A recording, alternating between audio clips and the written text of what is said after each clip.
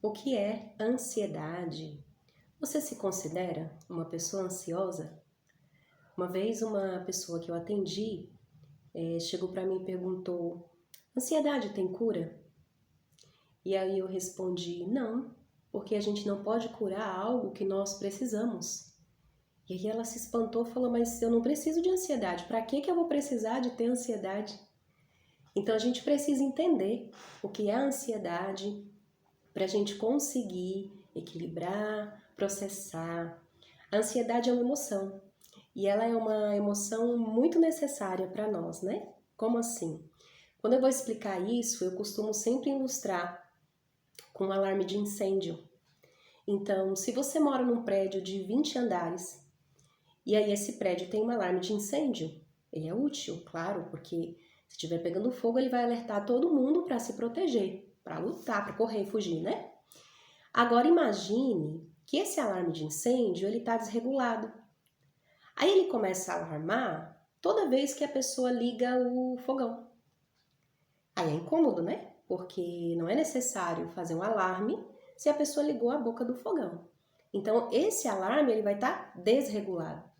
Mas isso não significa que ele não é necessário, que tenha que se tirar o alarme do prédio. O que faz é um conserto lá no alarme, não é assim? Da mesma forma é a ansiedade. A ansiedade, ela é uma emoção que faz com que o nosso corpo responda com uma ação. Ela é responsável pelas ações de luta ou fuga. Nós temos uma partezinha no cérebro chamada amígdala cerebral. Não é a amígdala aqui da garganta não, tá, gente? A amígdala cerebral. Então, essa partezinha do cérebro, quando nós estamos em perigo ou em alguma situação que exige uma ação muito rápida, ela é acionada. Quando essa amígdala é acionada, ela aciona uma outra parte do nosso corpo, que são as glândulas suprarrenais, as adrenais, para quem preferir. E essas glândulas, ela produz o cortisol, que é o hormônio do estresse. Então, esse hormônio, ele começa a desencadear uma série de reações no nosso corpo. Por isso que, às vezes, durante uma crise de ansiedade, a pessoa ela tem alguns sintomas, né?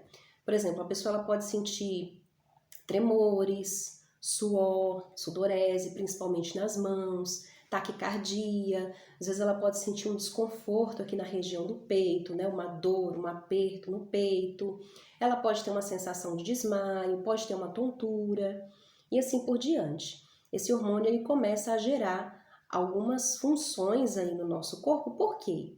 Porque ele entendeu que tem um perigo e a gente precisa reagir a esse perigo, ou lutar ou fugir. Por isso que a gente começa aí tendo todas essas reações.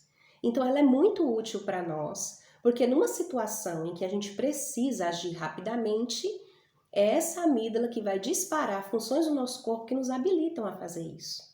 Agora, no caso de um transtorno de ansiedade, é como se esse alarme ele tivesse desregulado, ele tivesse extremamente sensível. Então ele alarma, só que não tem perigo. Não é uma situação onde a gente precisa de uma ação rápida. Só que mesmo assim o corpo começa a ter todas essas reações do cortisol. E isso pode ser algo que atrapalha a vida da pessoa. Aí sim, nós dizemos que tem um transtorno de ansiedade. E aí o que fazemos quando isso existe, quando isso ocorre? Nós vamos tratar o transtorno de ansiedade, mas nós não vamos eliminar a ansiedade. Só não tem ansiedade quem já morreu, tá, gente? Então, todos nós temos ansiedade porque ela é uma emoção comum a nós aqui. O que a gente precisa é equilibrar aí essa emoção para que ela não impeça a gente de executar as nossas tarefas normais do dia a dia. Não tem como eu não falar aqui para vocês sobre o filme Divertidamente. Eu acho que a maioria que já escutou muito sobre esse filme, a primeira versão foi muito boa, a segunda versão ela trata dessa emoção, da ansiedade. Tem spoiler, tá, gente? Para quem não assistiu o filme, assiste, depois continua assistindo o vídeo. Então, ali no filme mostram as emoções e a ansiedade, quando ela chega, ela toma de conta. Ela pega ali o centro de controle, o painel de controle da mente e ela toma de conta, só ela que quer mandar ali. Por quê? Porque no final do filme ela fala, né? Eu só estava tentando ajudar. ela estava querendo proteger. E aí ela quer tomar de conta, ela não deixa mais nenhuma emoção ter ali o controle, né? Ela é suprema ali. Mas, embora os outros sentimentos tentem ali, né, expulsar a ansiedade, no final do filme eles entendem que o melhor é acolher a ansiedade. Como assim, gente? Acolher a ansiedade? Então, quando eles entenderam que ela também é necessária, eles começaram a ver que cada emoção tem o seu lugar na nossa mente e elas precisam ser sentidas. Quando uma emoção ela é reprimida, a gente passa a ter problemas de saúde, inclusive físicos, porque o nosso cérebro, com toda essa repressão, ele sofre. Então ele passa a dividir essa tensão com algumas outras partes do corpo. E é aí que nós sabemos das doenças psicossomáticas. Então é muito importante que as emoções elas sejam primeiro validadas, né? Eu estou ansioso. E aí, a partir desse momento, desse reconhecimento, a gente acolher essa emoção. Como é que se faz isso, né? Quanto mais a gente luta contra, mais o processo se renova. Então, por exemplo, se eu tô ansioso, ansiosa, e aí eu fico, eu não posso ficar ansioso, eu não posso ficar ansioso, eu não posso ficar ansioso. Eu tô mandando uma mensagem para a amígdala e ela vai sendo ativada e reativada, ativada e reativada. Uma crise de ansiedade, se ela não for reativada, ela vai durar no máximo 15 minutos. A gente está falando de crise, tá? Agora, quando a pessoa ela reativa esse circuito, aí ela pode se prolongar. Então, quando vier a ansiedade, estou ansioso, estou ansiosa. Reconheça isso, valide isso. E aí a gente vai tratar a ansiedade como uma visita indesejável. Pense nela como uma visita indesejável ali naquele momento, porque não tinha necessidade dela aparecer, né? Não tem perigo para você lutar, você não precisa de agir rapidamente. Então, uma visita chata, a gente recebe, faz aquela salinha ali, porque sabe que ela vai passar, ela vai embora. Então, a ansiedade é a mesma coisa, deixe ela estar, porque aí ela passa, tá? É mais fácil falar do que fazer? É, mas é um treino, tá, gente? Todos nós temos essa dificuldade.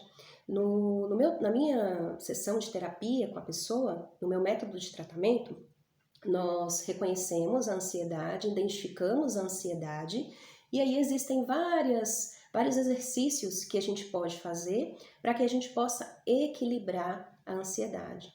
Também eu utilizo alguns compostos homeopáticos, florais, que também podem ajudar nessa questão.